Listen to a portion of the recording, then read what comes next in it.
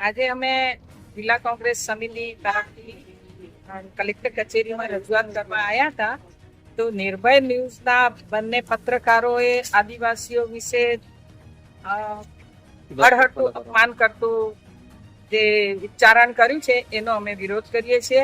અમારા નેતા આદરણીય ખરગે સાહેબ, અમારા પ્રમુખશ્રી અને આદરણીય સોનિયાજી, આદરણીય રાહુલજી, વિરોધ પક્ષના નેતા, એમને જે આદિવાસીઓમાંથી સિલેક્ટ કરેલા એવા તુષારભાઈ એક ભણેલા ગણેલા અને આખા ગુજરાતમાં એકલા આદિવાસીઓના નહીં પણ આખા ગુજરાતના પ્રશ્નોને વિધાનસભામાં રજૂઆત કરી શકે એવી એમની સક્ષમતાને ધ્યાને લઈને જે એમને નિમણૂક કરી છે એને અમે વધાવીએ છીએ અને આ પત્રકારોએ કરેલું એમનું અપમાન ને અમે વખોડી કાઢીએ છીએ. Thank you.